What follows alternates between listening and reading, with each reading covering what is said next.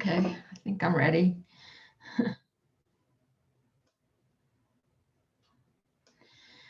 All right, so what we did last time and the time before for the end of it was we looked at the considerations that you have to go through when thinking about whether a molecular compound will dissolve in another molecular compound. And this is also the topic of the lab this week. So my students who had lab on Tuesday have already done that lab. But those of you who have lab on Thursday will be doing it tomorrow. And the stuff for that lab we learned last time and a little bit on Wednesday of the week before. What I'm going to talk about now is focusing on a different type of compound, okay? So we were focused on molecular compounds, but now I'm going to switch our focus to ionic solutes dissolving in water, okay? So, water is the main solvent that chemists use when they're dissolving ionic solutes, and it's the most important one. So that's why we're spending our time on this. So last time it was molecular compounds.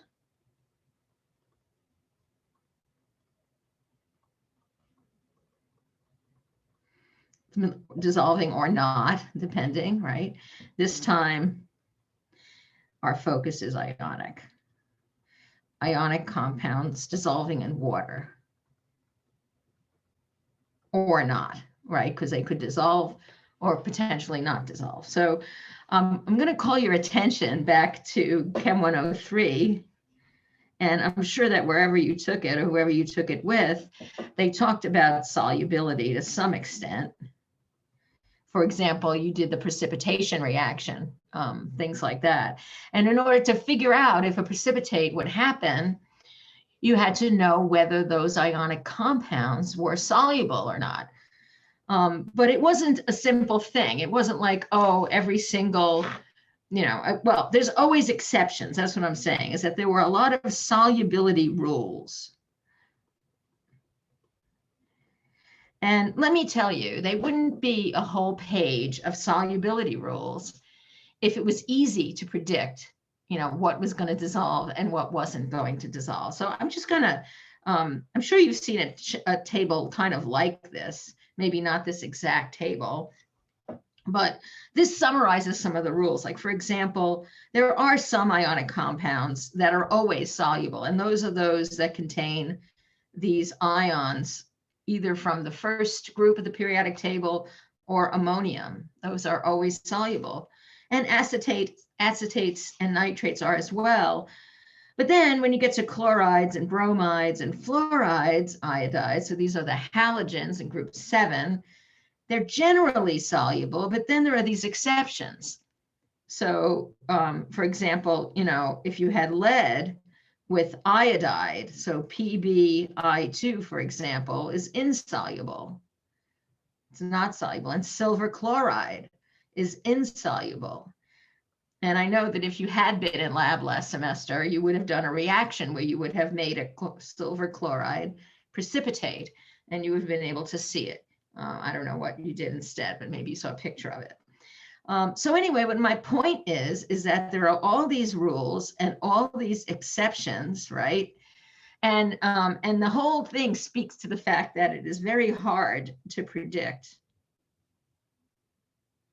just by looking at the formula if an ionic compound will dissolve in water.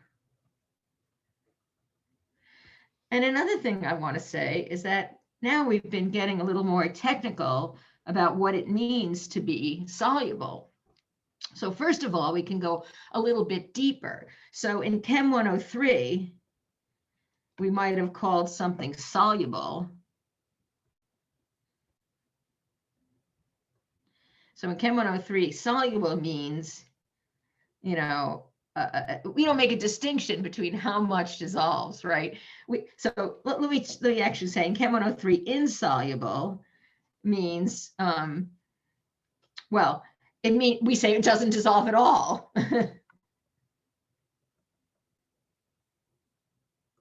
That's sort of implied, but that's not really true. And what's really true is that something that's, quote, insoluble has a very low solubility. So now we know that this really means a low solubility, that you're always going to be able to dissolve a teeny bit. Let me give you an example. I talked about that lead iodide, right? Lead iodide is listed as insoluble. Okay, and we know that sodium chloride is soluble. So we know also that sodium chloride can dissolve 36 grams in 100 milliliters. That is the concentration of the saturated solution, right? This is the maximum amount that can dissolve in 100 milliliters of water.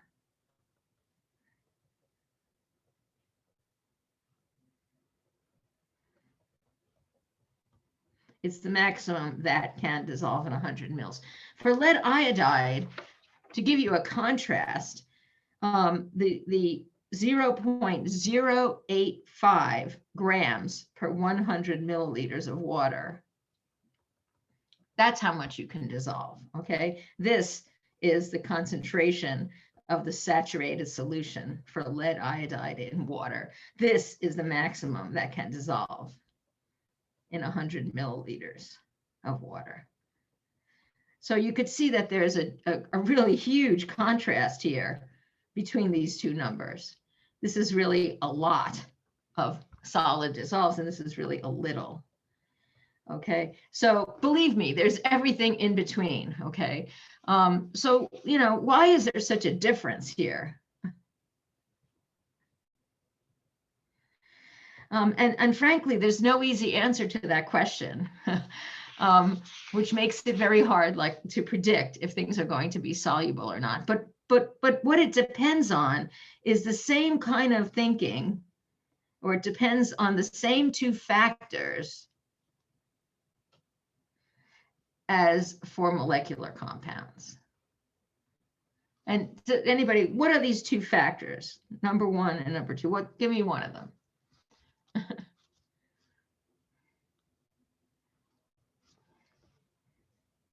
Come on. We had two factors. One has to do with the natural tendency to mix. What did I call that? Entropy and energy. That's right. Is the entropy factor.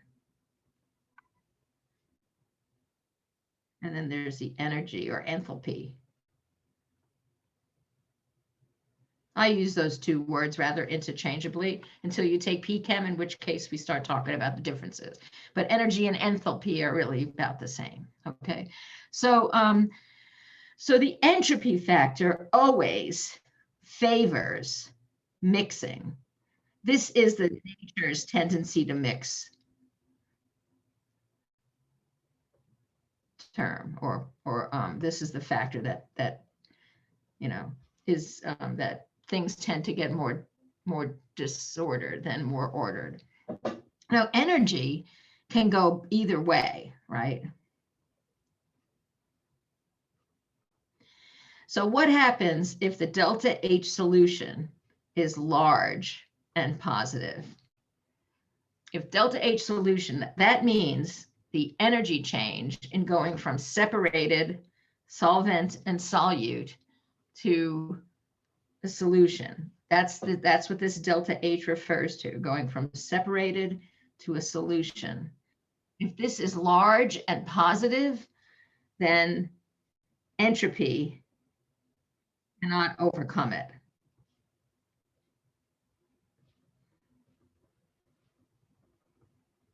And you will not get a solution. It will not dissolve, okay?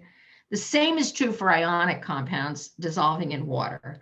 If the delta H solution, which is for the ionic compound separate from the water, if they're coming together, if the delta H for that overall process is large and positive, you will not get a solution. Okay, so that's the first bullet. Then if the delta H solution is a small positive, or if it's approximately equal to 0, then the entropy factor can win. And what I mean by win is that the tendency to mix can overcome a small positive delta H solution, or of course, if it's 0, then enthalpy doesn't influence it at all. And then we have the last case here, which is if delta H solution is actually negative, which would mean that heat is released. It's exothermic in going from undissolved to dissolved. Well, you know, systems want to become more stable. So this, in this case, both the energy and the entropy factors favor mixing, and a solution will form. It dissolves, okay? And I should have said here, it dissolves for the second case. So we have these 3 different, well, you know, you can consider them 3 or 4 different cases. So we have a very similar situation to the molecular compounds here. So I just have a diagram of those sort of 3 things. Here is if, this is if the... You go up a little. See what you made me do? I don't know why that happened. You had to ask me to go up a little. I don't know what the heck happened here. What the heck happened there? Well, here, I went up a little. I just want to do you roll. What? Yeah, hold on. Is that okay? Give me a minute. I don't know why it's so small. Yeah, Stephanie, you know, I do post these notes, so if you miss a few things, you can go back. Thank you, I got it. All right, I don't know what this is, and I don't know how to get rid of it. So we have, again, our 3 different possibilities. And don't worry about this flask here. I'm not gonna go, I think that's kind of silly to put that in there. So this is just the 3 different diagrams. This is the delta H solution positive. This is delta H solution negative. Third possibility, of course, they're about the same. So, so anyway, for molecular compounds, that's compounds there. For molecular compounds, I tried to teach you a way to reason looking at intermolecular forces, you know. So for molecular compounds, you can predict if one will dissolve in another by looking at the intermolecular forces and figuring out whether intermolecular forces that form or are broken, which are stronger, which are weaker, and you could come up with, you know, an estimate of, you know, whether the delta H solution will be large or small. So we can predict if one will dissolve in another by looking at the intermolecular forces and figuring out,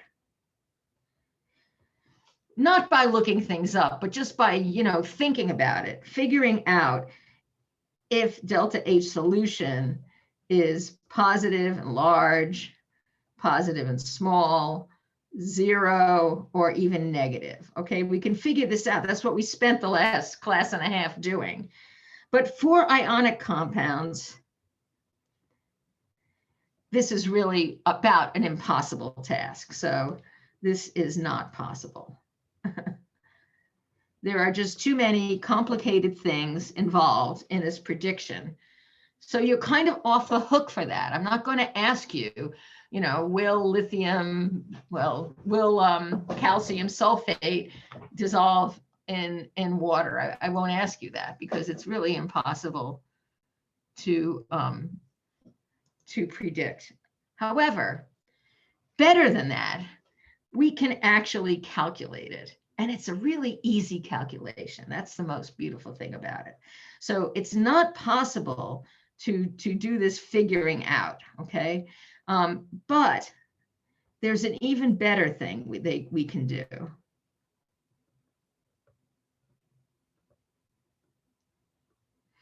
there are actually two different, there's data for two different quantities that are properties of an ionic compound. And we could combine these two properties, believe it or not, we can add these numbers up and figure out if the thing is going to dissolve or not.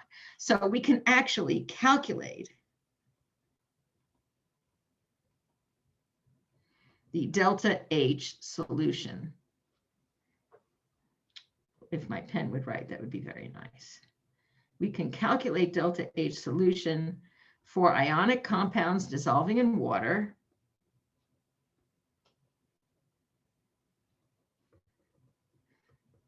from two quantities that we can readily look up on the internet. Actually, they're not that easy to find, but yes, we can find them. From two quantities that are readily available. So what I'm going to do is show you what these quantities correspond to. They're two different enthalpy changes for two different reactions. And I'm going to talk about these reactions and talk about how you get the delta H solution from them. Okay, so I'm going to use sodium chloride as an example. And so what I want is the delta H for this reaction. It's actually not even a reaction, it's a physical change. To take sodium chloride solid and put it in water and end up with sodium ions that are aqueous dissolved in water and chloride ions dissolved in water. The delta H for this process is what we call delta H solution. Okay, this is what we want, because we know that if it's very large and positive, it won't dissolve a lot. It will mostly be insoluble. We know that if it's negative, it'll be soluble. And also I'll be talking about how the larger the delta H solution is, the less will dissolve. So here we can be a little quantitative. But anyway, this is the delta H that we want.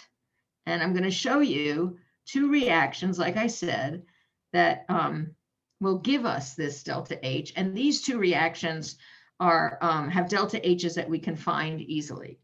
So the first reaction is taking sodium chloride, but instead of putting it in water and forming aqueous ions, this you have to use your imagination for, because this is not the kind of thing that just happens.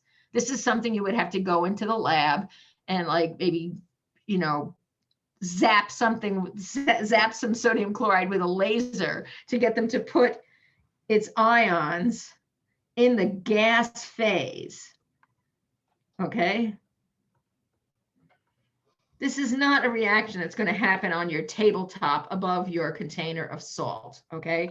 This is something that requires a lot of energy. Now, why does this require a lot of energy? So this delta H, which I'm going to call delta H lattice. This is called the lattice enthalpy. This is a very large and positive quantity, which means that this reaction requires a lot of energy in order to go from reactants to products. Okay, now my question is, why would it be large and positive? And here is where you can think of what has to happen to take this sodium chloride, which is a lattice of ions, right? This is what it looks like, right? And it's got, every sodium is surrounded by chlorides, and every chloride is surrounded by sodiums, and on all sides, okay? I can't draw it because it's just too confusing. But what you do is you're taking these ions that are bonded together and separating them so that you'll have a speck of a sodium ion. And over here, you'll have a speck of a chloride ion. And here's another sodium ion, right? They're really far apart. They're not interacting at all. So here you have a situation where you have strong ionic bonds that's holding this lattice together. That's very stable. That's a very low energy. And what you're doing now is you're tearing those ions asunder so that they're not interacting with anything, because gas molecules don't even encounter each other much. So basically, you don't get any energy back by any kind of stabilizing interactions. It's just large and positive because you're breaking ionic bonds. And ionic bonds are strong. So this is a very endothermic process. Okay, and the delta H, like I said, is called the lattice enthalpy. So that's the first reaction. You could look up lattice enthalpies. It's easily look up lattice enthalpies. The second reaction I'd like to tell you about is if you take gas phase ions and you put them in a glass of water and you make them aqueous ions, okay? And I'd like to ask you, what happens to ions when they're in water? How do they interact with water? What forces are involved?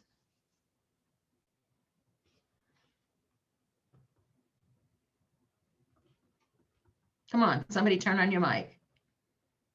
Ion dipole? Exactly. Who said that? That was great.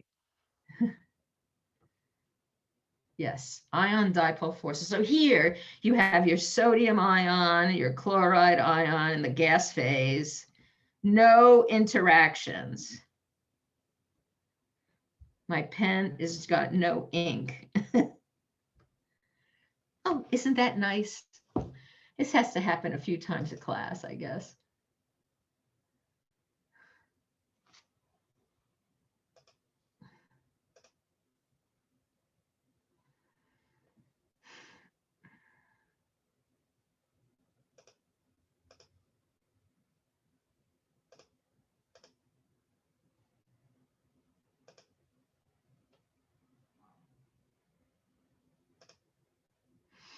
Here you have your non-interacting ions.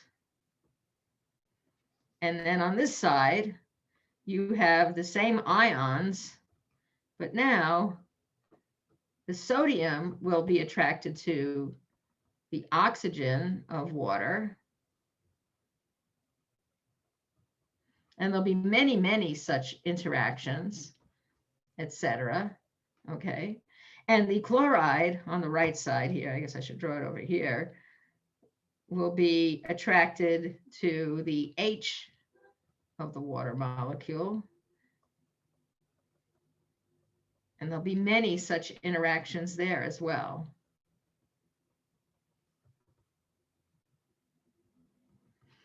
Okay. And these interactions, these are attractions.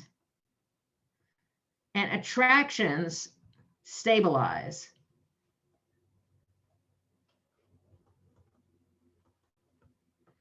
They lower the energy. So you basically have a very downhill process here. When you go from sodium and chloride in the gas phase to sodium and chloride in the aqueous phase, a lot of energy is released when these ions, and I'm going to give you a word for it, and I've said this word before, when these ions hydrate. Okay, that's what it's called. When something, interacts with water, we often call it hydration. And the delta H for this process of going from gaseous ions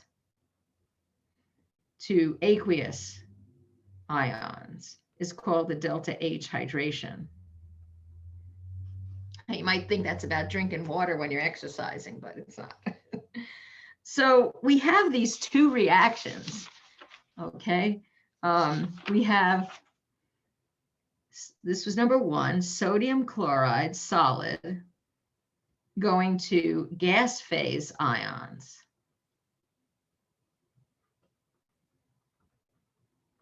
And this has a delta H that's called the delta H lattice, okay?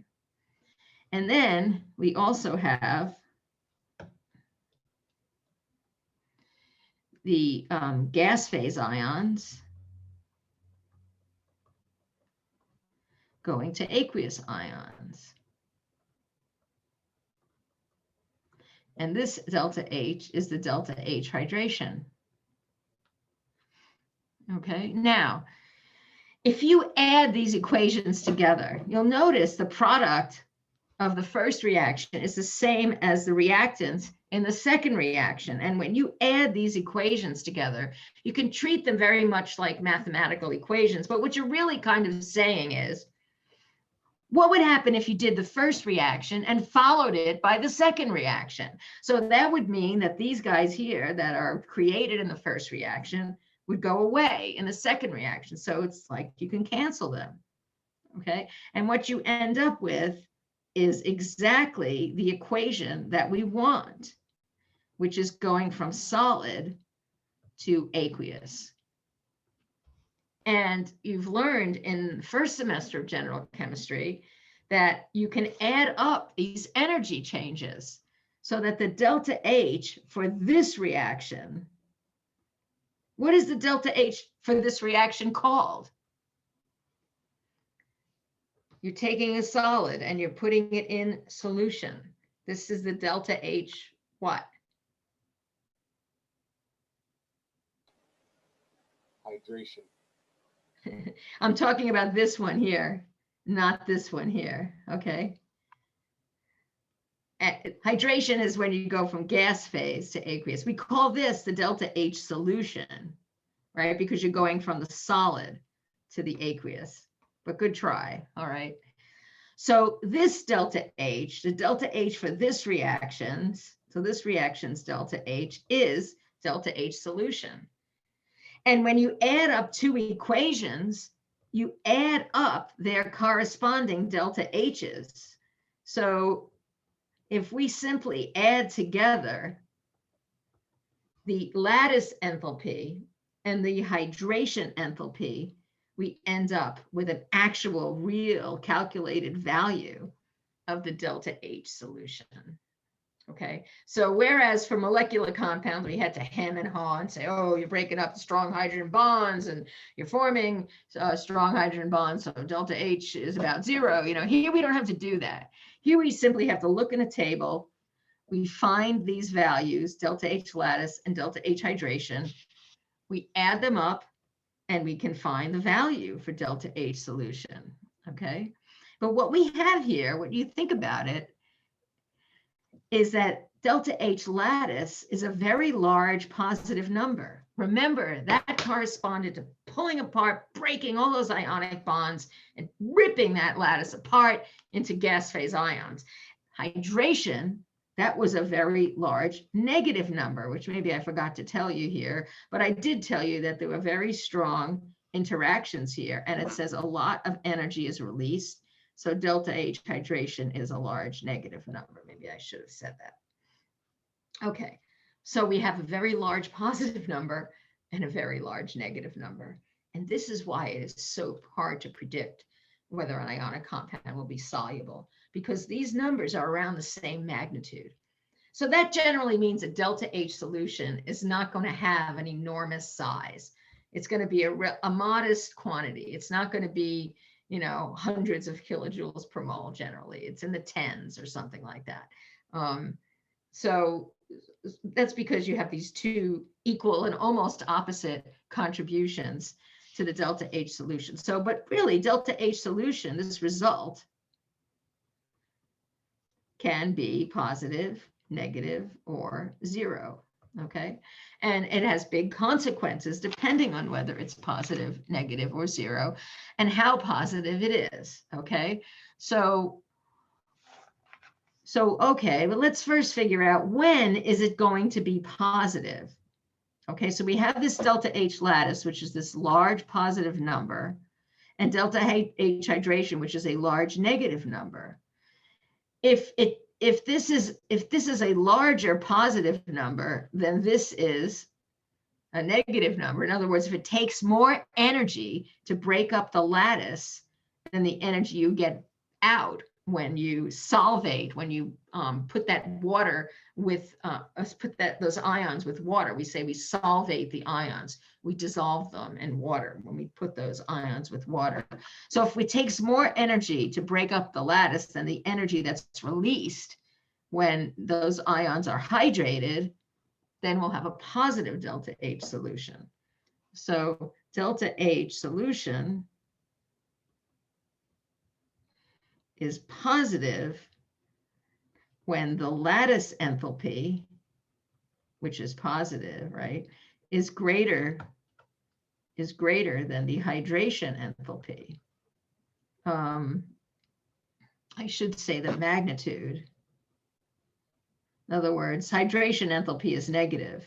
So I don't want to compare a plus to a minus. So let's just make everything plus. That's why I put this absolute value here. Just changes the sign of something negative to positive. So delta H solution is positive when the lattice enthalpy is greater than the hydration enthalpy, which means when more energy is required to break up the lattice of ionic bonds, then is released due to ion dipole attractions to water.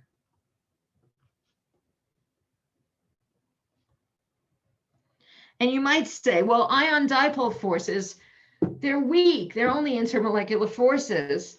How can they compete with ionic bonds being broken? But there's so many of them, they add up. Okay, so that's why the hydration enthalpy, I should have put a delta here, can compete with the lattice enthalpy. So delta H solution will be positive when the strength of the lattice is stronger than the energy you get back by these ion dipole forces. And delta H solution is negative when the opposite is true, which is when the delta H lattice is less than delta H hydration, or at least, yeah. And that's when it takes less energy to break up the lattice. And that word lattice just means that arrangement of sodium and chloride ions in that sort of an array of positive and negative charges. So it takes less energy to break up the lattice than is released when the ions form these ion dipole forces with water. Okay. So if you ask a question, so when will an ionic compound dissolve in water?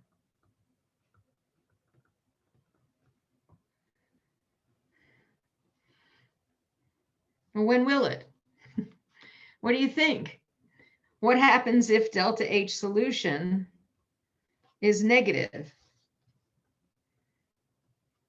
Will it dissolve? It's really the same kind of considerations as for molecular compound. If delta H solution is negative and you're actually releasing heat when you're dissolving something, dissolving an ionic compound in water, then energy favors dissolving, and entropy does too. And so I guess I would say that it would be soluble, but I want to amend that really and say, or a lot dissolves, right? Because there's a whole range of basically, minuscule amount dissolving, which we would call insoluble, to a lot dissolving, like for sodium chloride, which we would call soluble. And the more negative the delta H solution is, the more will dissolve. If delta H solution is approximately equal to 0. So this would be if the lattice enthalpy is about equal to the hydration enthalpy, absolute value, because they have different signs. Well, then entropy will win. Energy doesn't care. And it doesn't play a role.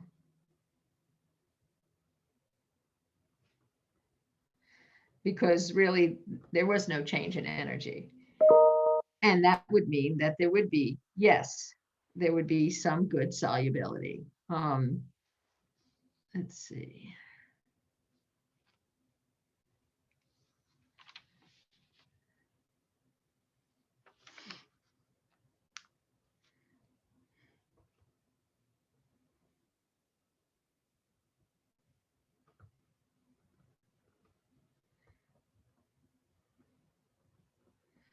So this is very similar to the whole molecular compound thing. And then we get to the thing, the big one, if delta H solution is positive. So in other words, if it's an uphill process to do that dissolving. So I guess I would divide this into very positive. Okay, if you have a really big positive delta H solution, I would say that it'd be insoluble, or you could say very little dissolves.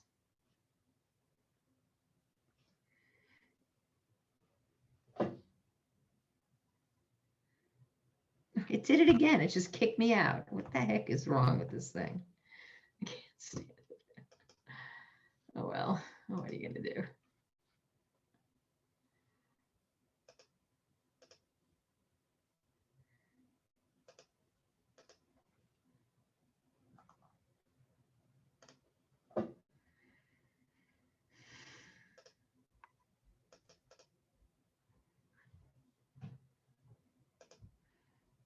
Okay, so very is very positive. You know, it did it again. It's like, no.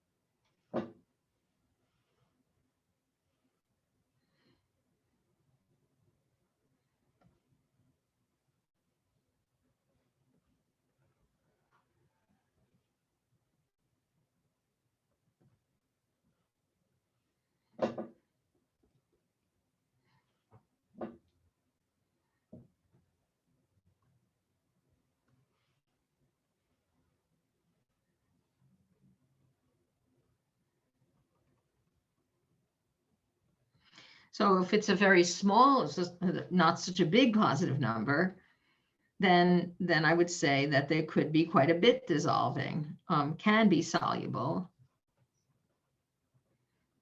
or a considerable amount can dissolve.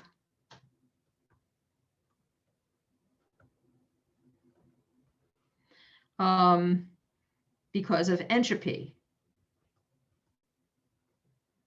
the entropy factor, that, you know, nature's tendency to mix. So I'm gonna, you know, you're not gonna find this number in any books. I'm gonna give you Chem 104 cutoff. Some of my students have called it the Cooley cutoff. And that cutoff is 40 kilojoules per mole. Okay, and I'm just gonna say that in this class, because we have to, we can't, it has to be somewhat simplified in general chemistry, right? We're not all chemists. And so let's just come up with some kind of rule, okay? So the rule is that if the delta H solution is 40 kilojoules per mole or less, okay, then we're going to call the situation the salt soluble, okay? If delta H solution is less than, it's more than 40,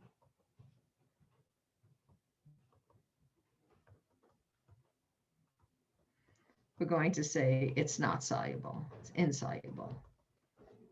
Okay, so that's what I'm going to talk about in this. So that we said soluble or a lot dissolves.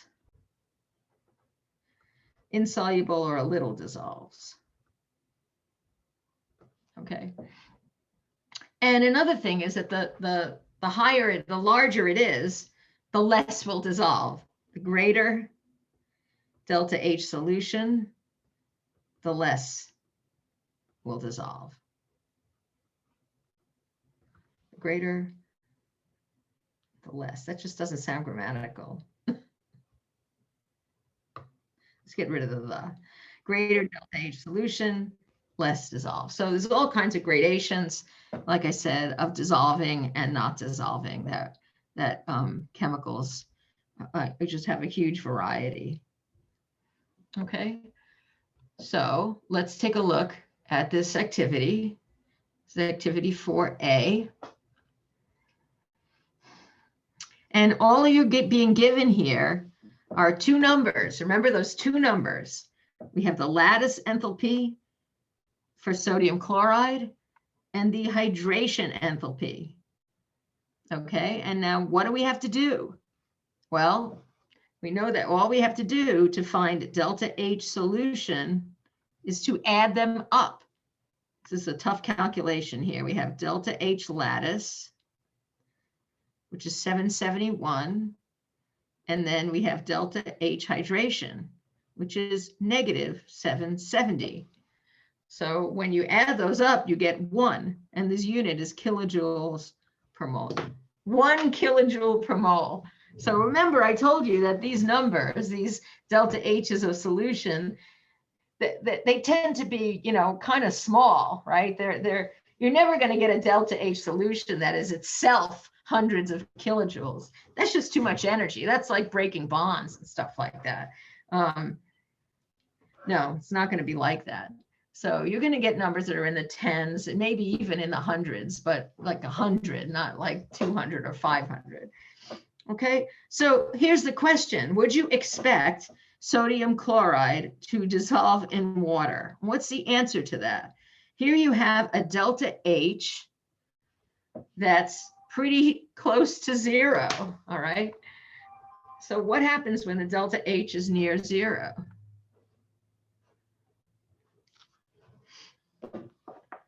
What if this was a molecular compound and the delta H was near 0?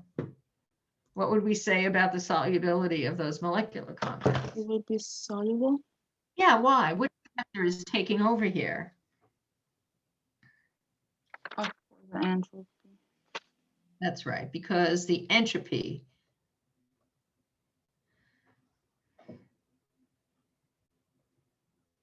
factor wins. And that's because the energy, the delta H solution, is near 0. So energy is not a factor.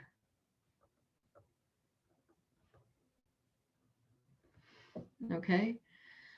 And what's the situation here with sodium chloride is that the energy required to break apart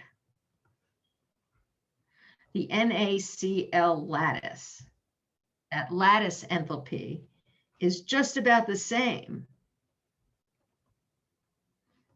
as the energy that's released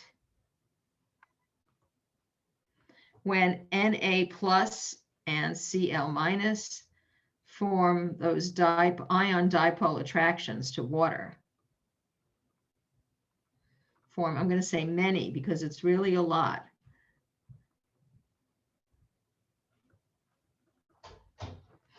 Okay, and that's why that's about 0, right? Okay, so that's sodium chloride. So now you know why that salt on your table dissolves in water. Okay, so KCl, that's a salt substitute. What about potassium chloride? So this is really very similar. Delta H solution is the sum of the lattice enthalpy and the hydration enthalpy. And here we have these two numbers. The lattice enthalpy is 701. The hydration enthalpy is minus 686. So here we have a sum that's 15 kilojoules per mole. Okay. So what does our rule of thumb tell us? 15 is less than 40. That's our cutoff.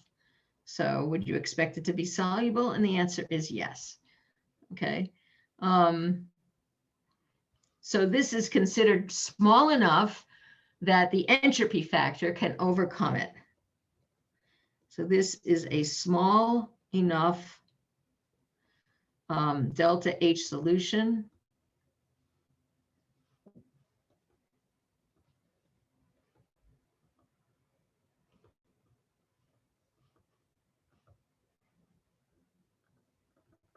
that the entropy factor can overcome it. Okay. All right. In addition to determining solubility, the sign of the delta H solution can tell us something else. It can tell us how the solubility changes with temperature. So that's what I'm sort of going to launch into, how the sign of the delta H solution determines how solubility depends on temperature.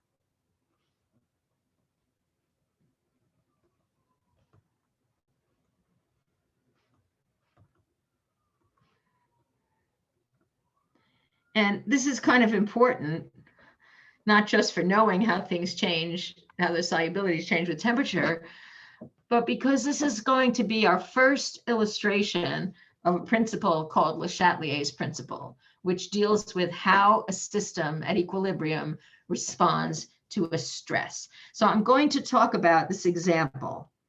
I'm going to talk about sodium acetate. So if you remember the acetate ion,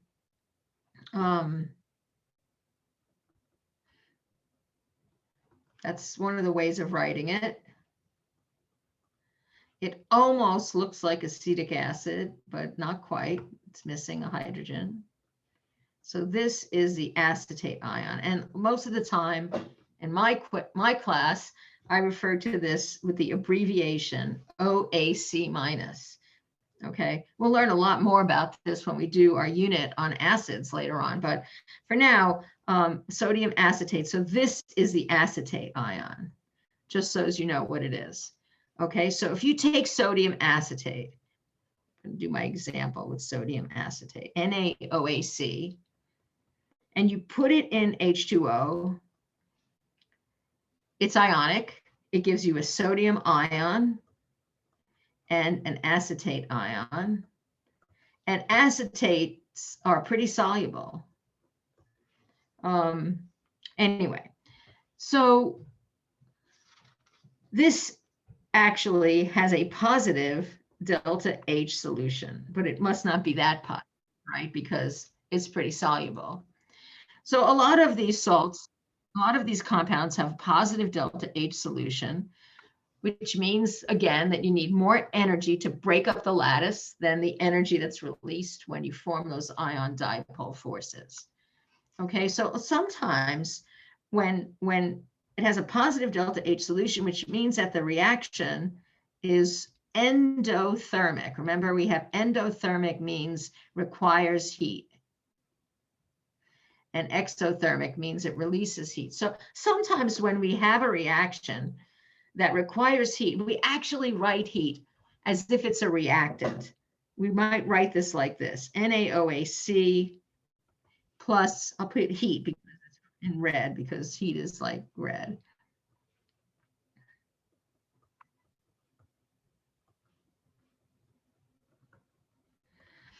Okay, so what this is telling you is that when this reaction goes forward, it doesn't mean you have to put a flame under this sodium acetate for it to dissolve. It doesn't mean that at all. But it means that the delta H solution is a little bit positive, that it's got to take some heat from the environment in order for this reaction to go forward. So you might feel the flask gets a little cool, okay, as the reaction takes heat from the environment in order to go forward.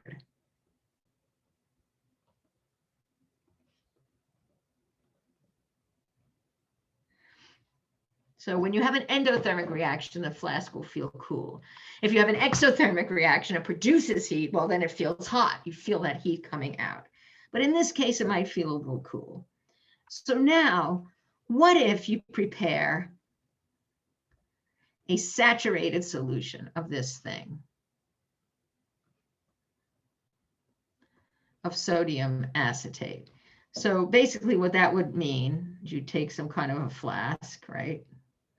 Erlenmeyer flask, you'd put in your bunch of water, and then you'd add your sodium acetate, which isn't blue, but what the heck, and you'd mix it, and it would dissolve, and you add more, and more dissolves, and then at some point you're not dissolving anymore. At some point, that water cannot take in any more solid. Does anybody tell me what that point is? That's the saturation point. I think I already gave it away, so I'll just write it down. Okay, so that means you've made a saturated solution. So you keep doing this, you add more, and then in the end, you have, oops, what happened there? I just lost my picture. In the end, you have something that looks like, you know, you have here, you've dissolved all the solid that can be. So you have some solid down here, okay? And this is what we call a saturated solution of sodium acetate. Can't dissolve anymore, as much as in there as it's going to get. All right, now, what would happen at this point? So this is saturation. So what I mean by a saturated solution now is that there's sodium acetate solid that's forming ions,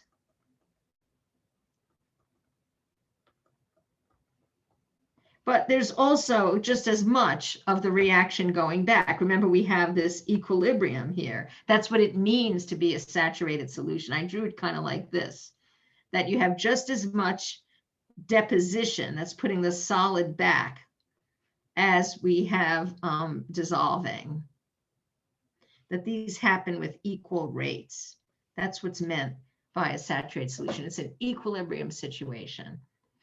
All right, now what would happen? So what if we increase the temperature? We heat this up, and we actually put it on a hot plate.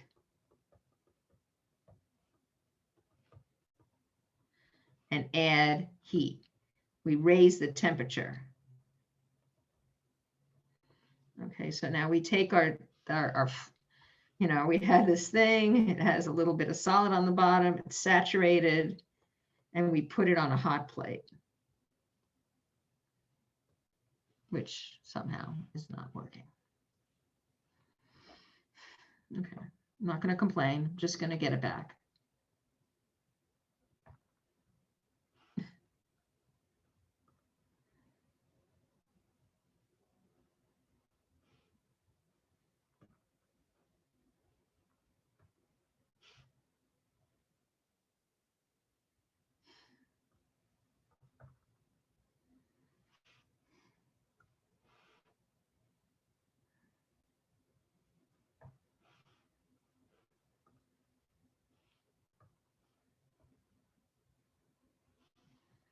All right, forget about the picture of the hot plate. We just heat it up, okay?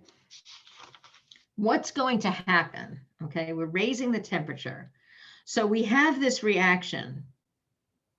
There it is. Here's a solid. We know that there's heat on the left side, that it requires heat to go forward and produces sodium ions and acetate ions. I think the computer is too hot. What time is it? All right, I'm going to take a 5-minute break. I'm going to hold my computer in front of the window. And I'll be back in maybe 5 or 6 minutes, okay? Sorry.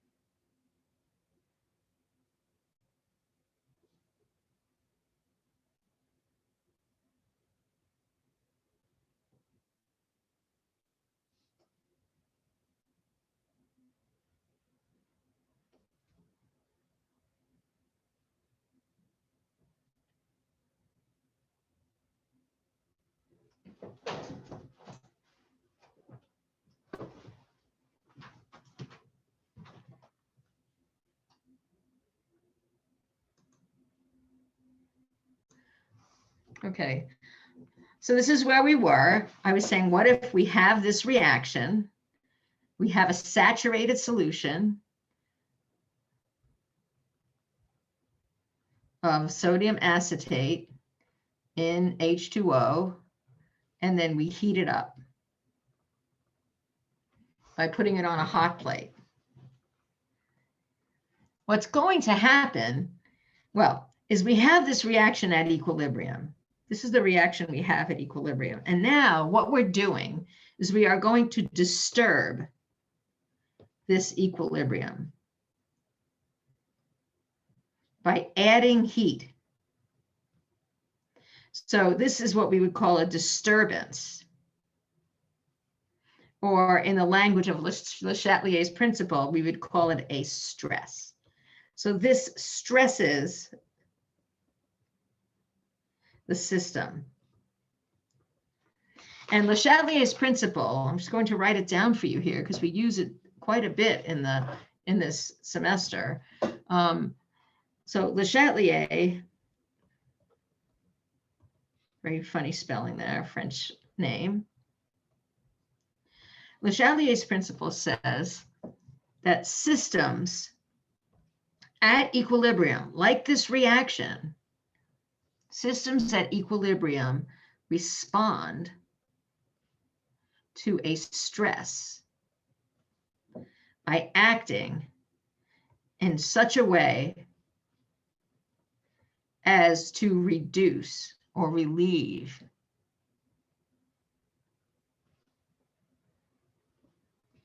the stress. Okay, so how on earth can a reaction relieve the stress of added heat? What can a reaction do? It's not even really a reaction, it's a physical change. But what can a reaction do? What can this reaction do? Because we don't really care about all the others. To relieve the stress of added heat. Right, so here's the reaction here. Okay, what could it do? So maybe I should write it down again.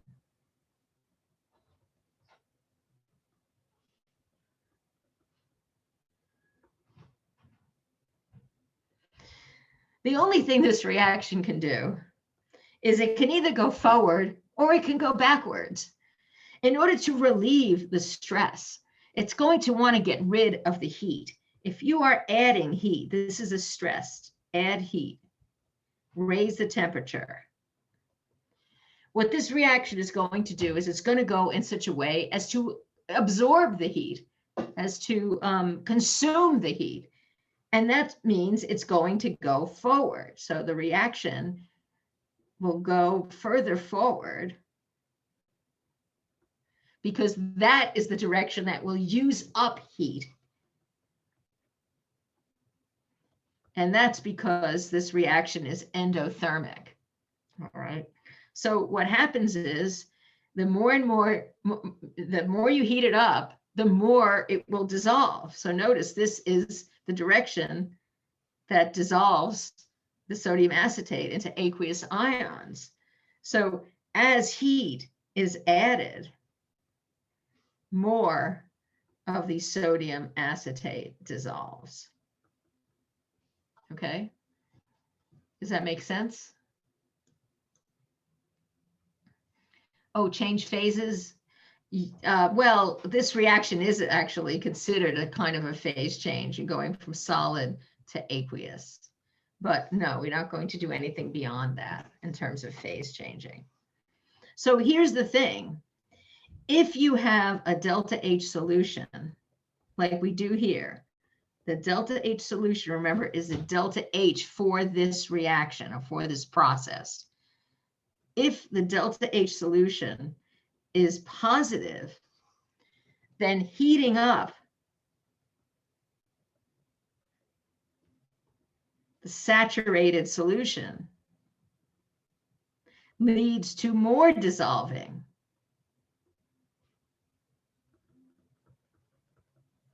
So greater solubility as the temperature goes up. But what if we had the opposite situation? What if delta H solution was negative? What do you think would be the case there?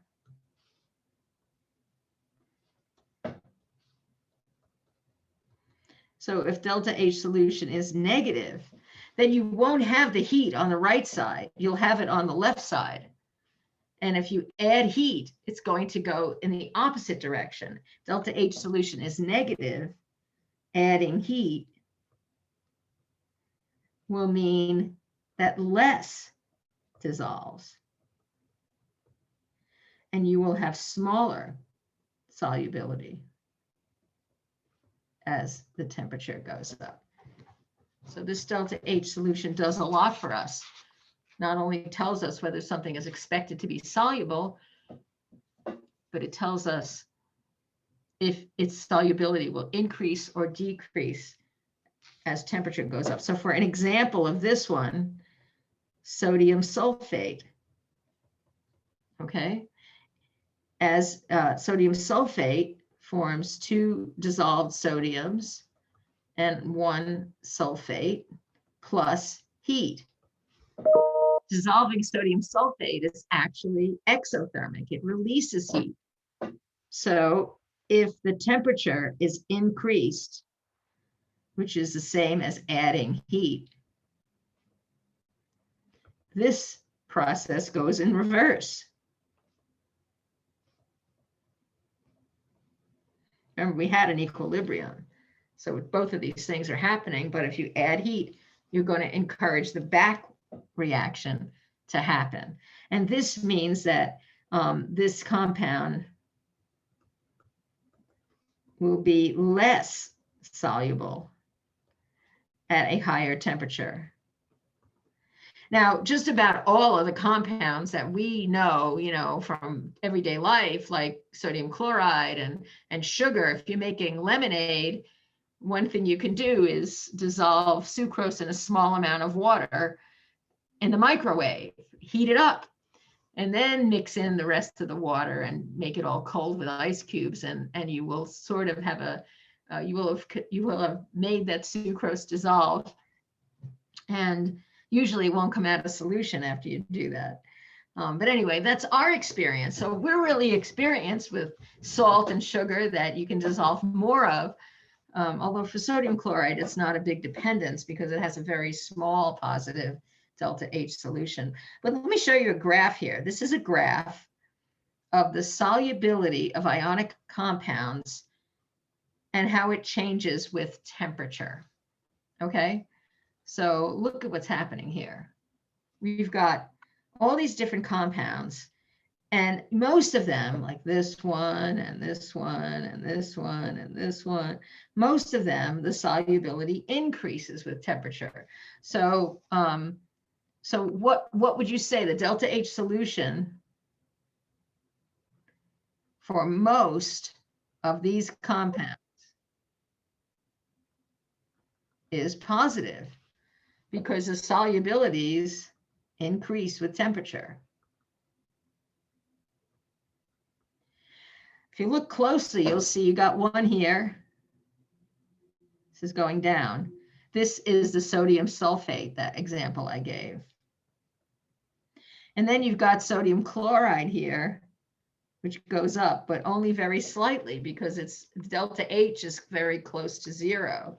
So here, not much of an increase, because delta H solution is only 1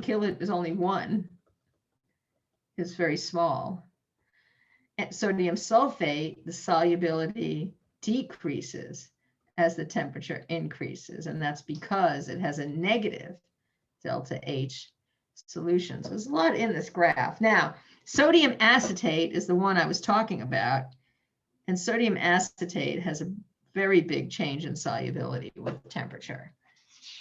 So that means that if you take that sodium acetate solution, a saturated sodium acetate solution, and you add more solid and you heat it up, that you will get a lot to dissolve in water. And last time I mentioned something called a super saturated solution. So that would be the case if you dissolved lots of sodium acetate with heat. So you're actually dissolving more sodium acetate than you'd be able to dissolve at room temperature. You're taking advantage of Le Chatelier's principle. As you continue to add heat, you can dissolve more and more and more. You dissolve lots of sodium acetate with heat, okay? And then if you cool the solution very slowly, this is, you know, you can get down to room temperature. And you have more dissolved than should be dissolved.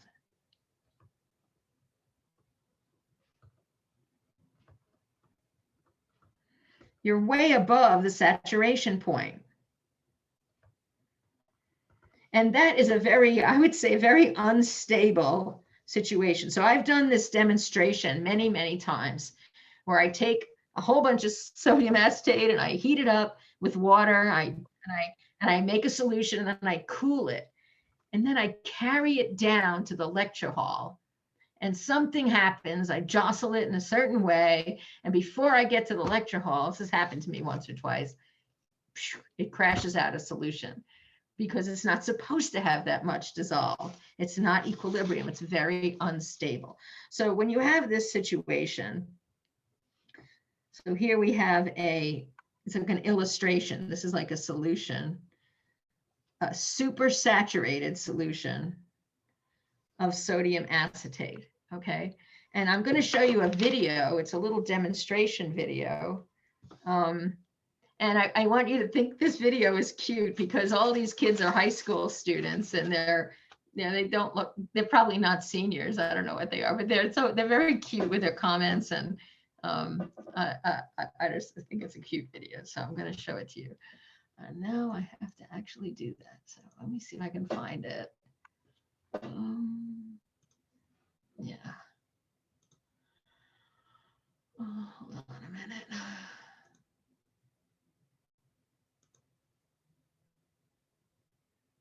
what happened to my thing? Oh, here it is. Okay. All right, so I'm gonna go, oh, I know, yeah, here it is.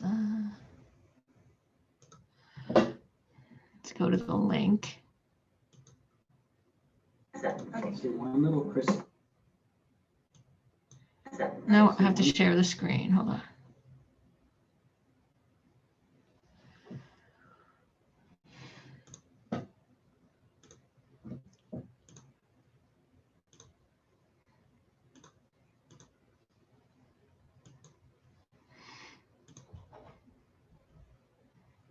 Little crystal. Zoom in, Rena. All right, so can everyone see and hear this? Yes.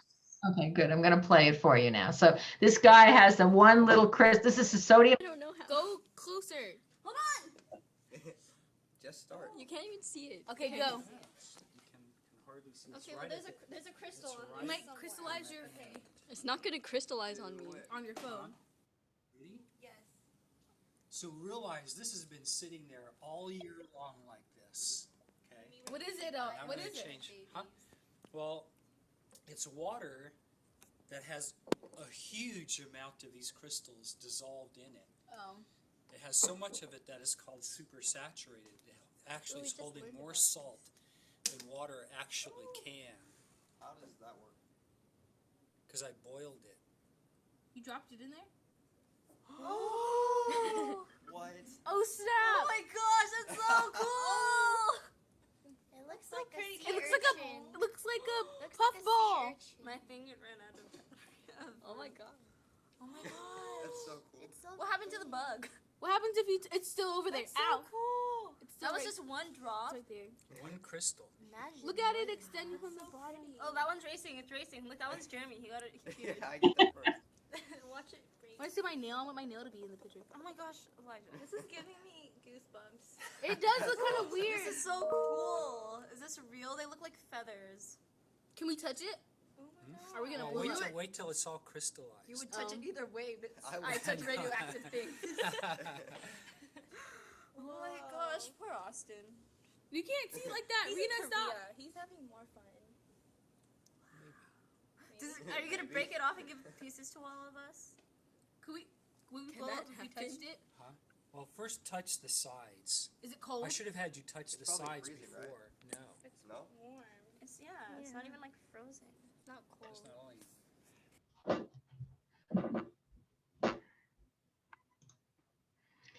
Well, was that exciting? Come on, tell me if that was exciting. Yeah, it was. It was cute, the reactions. You know, it's almost more fun listening to the kids than Yeah. watching the, but I mean, it's amazing. You start out, that thing just looks like water. You have no idea there's that much solid dissolved in it. Anyway, I do it in class. I can't, rewind it if I wanted to, it's like, I have to boil it all up again, do it again. But so basically what happened was that he put the single crystal in and it all went solid here, right? We got all the solid all at once. Well, very quickly. It wasn't all at once, but it was very quickly. And now here's the thing I want to tell you is that You're not sharing your screen. hold on a minute.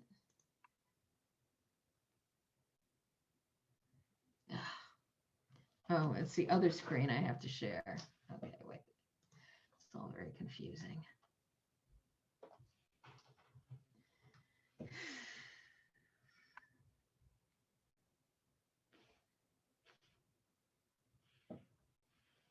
Okay.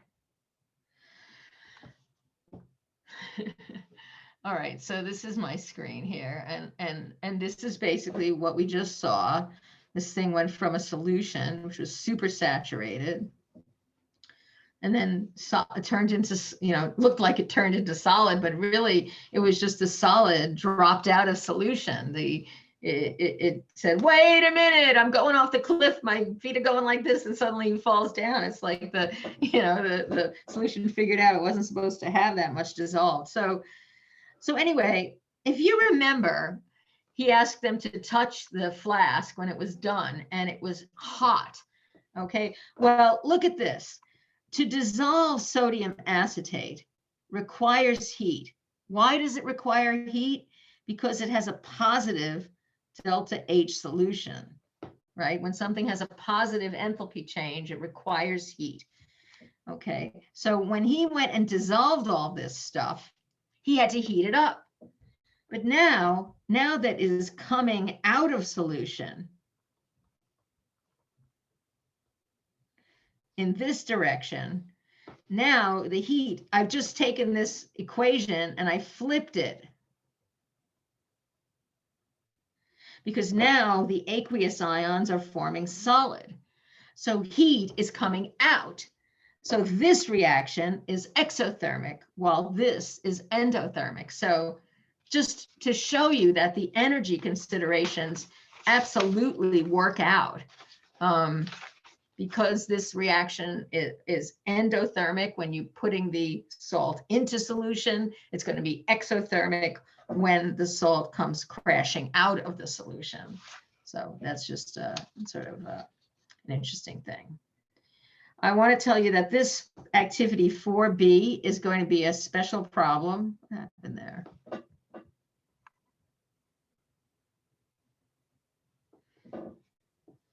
So this is going to be special problem. I'll have to post it. It's probably going to be due, after the weekend. I'm also going to have a graded assignment 3, which I'm going to ask you to work on the weekend. Okay, so I'll be grading all your tests and you have to do that. Okay, let's see what the time is. All right, still have some time.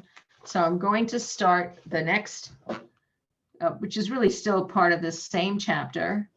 So just look on Blackboard for this.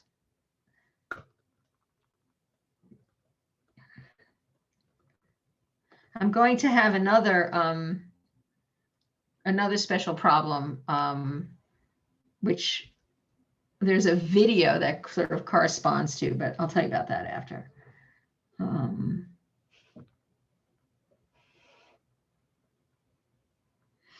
Okay, so then this is sort of the last part. Oops, that's not it.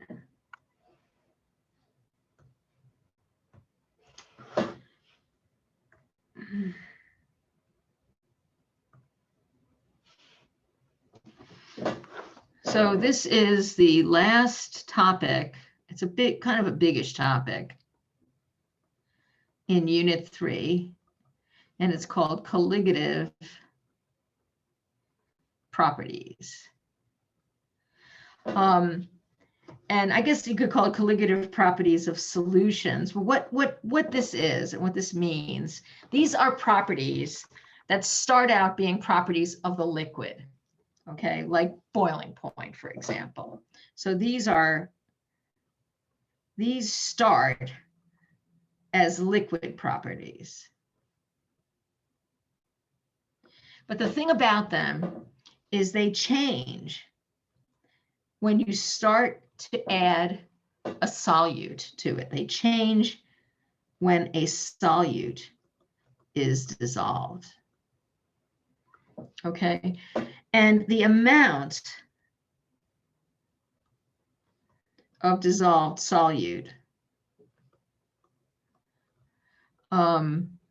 is what matters. So in other words, the concentration in some unit. So in other words, as the concentration increases, the property changes even more, okay? So the property changes according to the concentration of solute in some unit. And the reason I say that is because these different properties depend on the concentration of solute in different units, okay? So I'm going to go over what's what with that. Okay, so the amount of dissolved solute matters. The concentration is always in some unit, and these differ for the different properties. And another thing is that the identity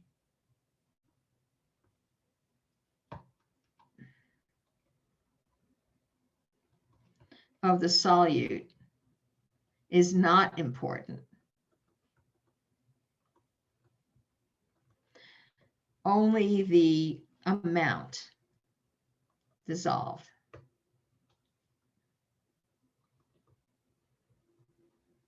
Matters. So, for example, if you had sodium ions or chloride ions or methanol or glucose or ammonia dissolved, and you had 10 particles of sodium and you had 10 particles of methanol, that would affect the solution in the same way. It doesn't matter that they're so different. Only the amount of particles is important. So what are these properties? So the first property that I'm going to be talking about is vapor pressure. And we learned a lot about vapor pressure, okay? Vapor pressure, if you remember, you know, you have a container with a liquid, okay? It has a vapor pressure. So for example, if this is H2O here, liquid, you'll have the partial pressure, you'll have the vapor pressure of H2O above that liquid. Okay, so vapor pressure depends, the vapor pressure above a liquid depends on the amount of solute that's dissolved in the liquid. Okay, as you add solute, it changes the vapor pressure, it decreases it. But right now I'm just going to say that the vapor pressure, P vape, above a liquid decreases as solutes are added to the liquid.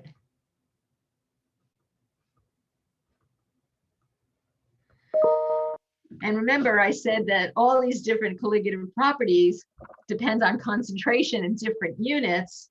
The vapor pressure, the drop in vapor pressure, depends on the concentration of the solute in mole fraction units.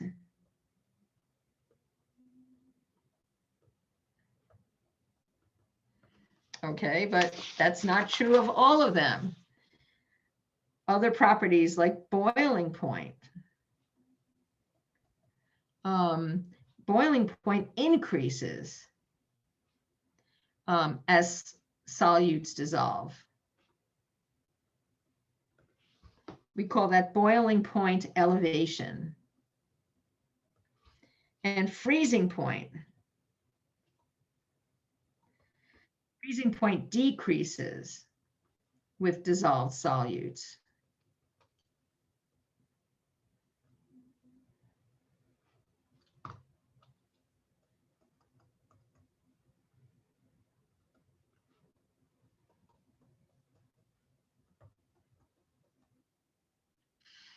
And we call that freezing point depression. I always thought that's why everyone went to Florida in the winter. Freezing point depression, ha ha, that's the joke, chemistry joke, there you go. And both of these, the BPE, boiling point elevation, what happened to that thing? The boiling point elevation and the freezing point depression, FPD, these actually are proportional to the concentration in molality units. Now that's one you haven't heard of before. I didn't just mispronounce molarity. It's actually different. The molality, which is a little m, which is why you shouldn't use little m for moles, is the moles of solute per kilogram of solvent. Okay. And let's see, so that's, I talked about vapor pressure, boiling point, freezing point. And then there's something which which is called osmotic pressure. I have a video on this. So I think that's what you're going to do is look at the video. I made a video of it last year. This is given the symbol pi. And it's proportional to the concentration in molarity units. So molarity is in there for this one. okay, which we call capital M. So I made a video where I go over how these different units of concentration are calculated. So it goes over these units. So I also have to calculate these different units as I do problems, but it might be a great idea for you to watch this video. And activity 6 is going to be a special problem. Now look on Blackboard in Unit 3, and you'll find all these things. I'm going to put them there in the next day or so. And special problems, you know, it's extra credit. And these are some calculations on units of concentration. And what I do in the video is I go over an example that's very similar to activity 6. Make sure that's the number. Oh, well, I don't know where it is. I don't have it here. Okay. So, so let me start by talking about vapor pressure, because I said that's the first one I'm going to talk about. And so vapor pressure. And before getting into it, I have to talk about a term that we use a lot in chemistry. And that term is volatility, or to be volatile. And what volatility is the ease with which a substance can get into the vapor phase. So this is really the ease with which a substance gets into the vapor phase. Now, a lot of stuff that we've learned this semester should help us with knowing what kind of substances would be volatile and what kind would not be. So suppose you have a substance, say a liquid,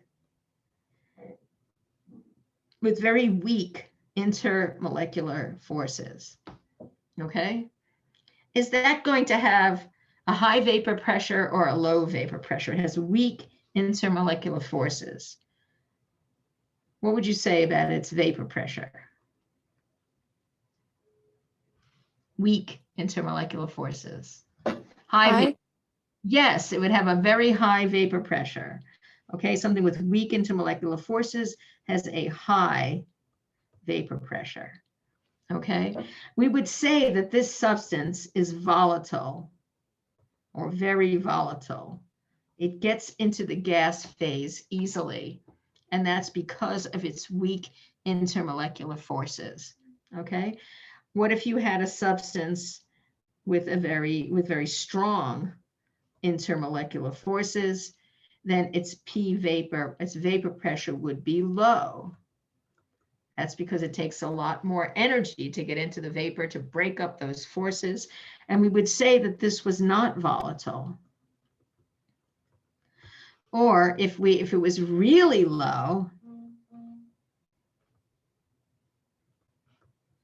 we might even call it non-volatile, which means it has basically no vapor pressure. So volatility has to do with vapor pressure. The greater the volatility, or greater the vapor pressure, the greater the volatility. The more volatile it is. Okay, solids are considered non-volatile, at least most of them. There are some exceptions to that. And that's because they're not even liquids yet, right? And it usually goes solid, liquid, gas, although you can have some solids that sublime and go directly to gas, but that's not the norm. Okay, so solids are considered high boiling, and solids are considered non-volatile, and high boiling liquids are also considered non-volatile. Okay. And that's because they really have extremely low vapor pressures. And the reason I'm telling you this, well, actually, let me show you this diagram first, because you've seen this diagram before. I'm going to show you that graph of the vapor pressure as a function of temperature. Okay, so if you look at this graph, I'd like to ask you now, which liquid is the most volatile? Okay, and you could see, you know, let's say you were looking at this temperature here, right? This liquid over here doesn't even register, it's so low, right? Ethylene glycol. So this has a great, this is the most volatile. This is the least volatile. Okay, and those two are in between. So this has very strong intermolecular forces, and this has weak intermolecular forces, okay?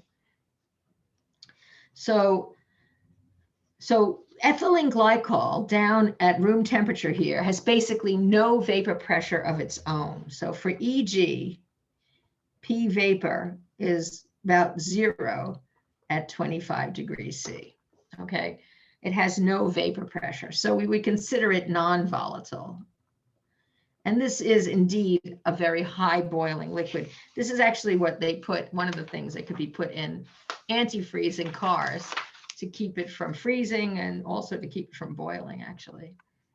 So what happens, so what I want to consider first is what is the effect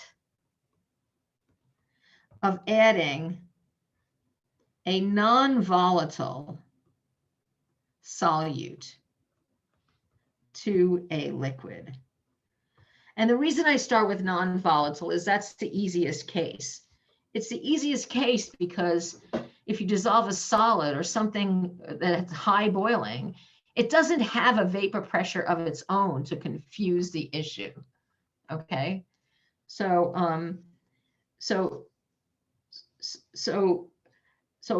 later on, we're actually going to do what happens if you dissolve two solvents that both have vapor pressures. But for the first simplest case, what is the effect of adding a non-volatile solute to a liquid? What is the effect on the vapor pressure? That's what we're really thinking about here. So if you have a flask, here, let me show you. Here's a nice diagram. So what I have here is a covered container. Remember, this is a watch glass. It's covering. So no gas can get out, presumably. And if you have this closed container, you will have what we say is an equilibrium, where you have, you know, building up of vapor, and then those vapor particles can come together and they can condense, and you have this equilibrium here. And we know that that changes with temperature because we know that vapor pressure goes up with temperature. But right now we're not thinking about that. Here, the blue represents pure liquid, okay? But now we're going to add a solute. So here we're adding a solute. And this solute doesn't have its own vapor pressure. So notice there's no red here. That's because this solute is non-volatile. It doesn't have any vapor pressure of its own. But what happens when you add a solute, you can kind of see, you can think about it, that these red particles are getting in the way of the blue ones evaporating. So here you have this nice equilibrium, right? You have liquid going to gas and going back. You have this nice equilibrium. But what happens in frame number 2 is that the evaporation, see here you have equal rates of going into the gas phase and coming out of the gas phase. In the second frame, the evaporation is hindered. It's interfered with, it's slowed down. I think that's the last time that I'm I think I'm done. Wish I could just finish my sentence, but whatever. Oh well.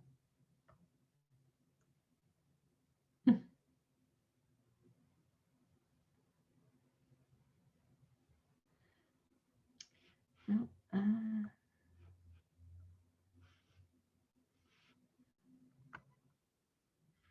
yeah, so the evaporation is interfered with by those solutes, by the red solutes. So it actually slows down the rate of evaporation, and you have the same rate of condensation. So it only affects the evaporation direction. Well, but it's not an equilibrium anymore.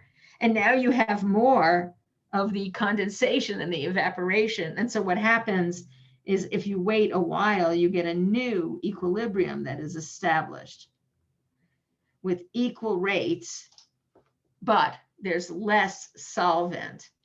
If you count the number of particles here, you have less solvent in the vapor. So what's happened is that the pressure has gone down. And I guess I'll start here next time, since it's more or less time to end the class. So I'll talk about that. So what I want you to do over the weekend, you have to check Blackboard for the graded assignment and 2 special problems if you want to do them. Those are extra credit. All right. And there's a video on concentrations, and there's a video on osmosis, which you're going to have to watch at some point. Haven't gotten to it yet. Well, we may not get to it in class. It may be only the video. So at some point you'll have to watch that. All right, I'm done. So you can, go home. You're already home, but you can